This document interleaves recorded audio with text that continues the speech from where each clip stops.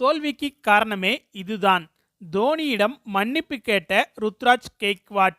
அவர் சொன்னதை கேட்காமல் மிகப்பெரிய தவறு செய்துவிட்டேன். ருத்ராஜ் கெய்க்வாட் உருக்கம். அதாவது நேற்று நடைபெற்ற சிஎஸ்கே வெர்சஸ் ஆர்சிபி அணிகள் மோதிய போட்டி ஐபிஎல் ரசிகர்களிடையே மிகப்பெரிய ஆச்சரியத்தை ஏற்படுத்தி இருக்கிறது. அதற்கு காரணம், நேற்று இந்த போட்டி நடைபெற்றது சென்னை சேப்பாக்கம் மைதானத்தில். ஆனால் மைதானம் முழுக்க ஒலித்து கொண்டிருந்த சத்தம் என்னவென்றால் ஆர்சிபி ஆர்சிபி என்றுதான் மைதானம் முழுக்க ஆரவாரம் ஒலித்து வந்தது.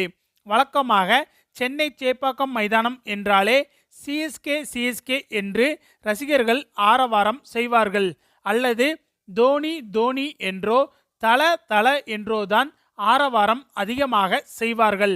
ஆனால் நேற்றோ ஆர்சிபி ஆர்சிபி என்று போட்டி முழுக்க ஆரவாரம் விண்ணை பிளக்கும் அளவுக்கு தெரித்தது. அதற்கு காரணம், நேற்றைய போட்டி முழுக்க ஆர்சிபி அணியின் ஆதிக்கம்தான் முழுமையாக இருந்தது.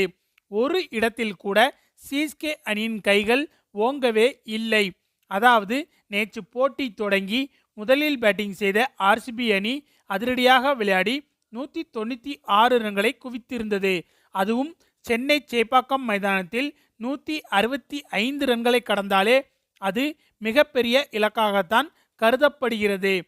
எனவே ஆர்சிபி அணி எடுத்த இந்த 196 ரன்கள் என்பது மிகப்பெரிய இலக்குத்தான். இவ்வளவு பெரிய இலக்கை சேசிங் செய்ய வேண்டுமென்றால் பவர் பிளேயில் அதிரடியாக விளையாடினால் மட்டுமே இந்த மைதானத்தில் 196 ரன்களை சேசிங் செய்ய முடியும்.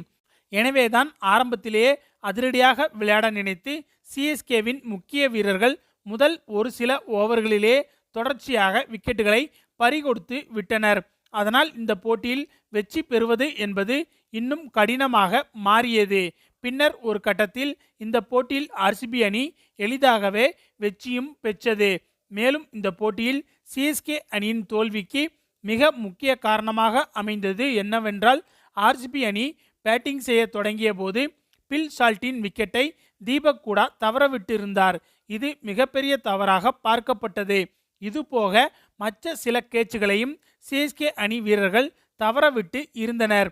அது மட்டுமில்லாமல் போட்டியின் 2வது ஓவரை அஸ்வினை வைத்து வீச வைத்திருந்தார் ருத்ராஜ் கெய்க்வாட். ஆனால் இந்த முடிவுக்கு தோனி மறுப்பு தெரிவித்து இருந்தாராம். ஆனாலும் கூட ருத்ராஜ் கெய்க்வாட் தன்னுடைய சொந்த ரிஸ்கில்தான் இந்த முடிவை எடுத்திருக்கிறார். இந்த நிலையில்தான் ஆர்சிபி அணி அஸ்வின் வீசிய அந்த ஓவரில் சிக்சர்கள் பவுண்டரிகள் என பறக்கவிட்டு தங்களுடைய அதிரடியை தொடங்கியிருந்தனர். அது மட்டுமில்லாமல் நேற்றைய போட்டியின் ஆடும் 11ல் ராகுல் திரிபாதிக்கு பதிலாக வேறு ஒரு பேட்ஸ்மேனை விளையாட வைக்கத்தான் தோனி முடிவெடுத்து இருந்திருக்கிறார். ஆனால் ராகுல் திரிபாதியை விளையாட வைக்க வேண்டும் என ருத்ராஜ் தான் முடிவு எடுத்து இருந்தாராம். ஆக இந்த முடிவும் நேற்றைய போட்டியில் மிகப்பெரிய தாக்கத்தை ஏற்படுத்தி இருந்தது. இது குறித்து, அதாவது ஆர்சிபி அணிக்கு எதிரான தோல்வி குறித்து பேசும்போது ருத்ராஜ் கெய்க்வாட் இவை அனைத்தையும் கூறியிருந்தார் என்பது குறிப்பிடத்தக்கது. எனவே நேற்றைய போட்டியில் சிஎஸ்கே அணி தோல்வியடைந்ததற்கு முக்கிய காரணம் ருத்ராஜ் கெய்க்வாட் எடுத்த இது போன்ற சில அவசர முடிவுகள்தான் என்று கூறப்படுகிறது.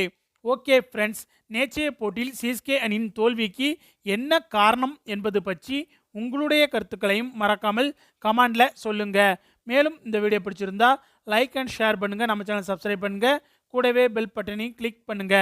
தேங்க்ஸ் ஃபார் வாட்சிங்.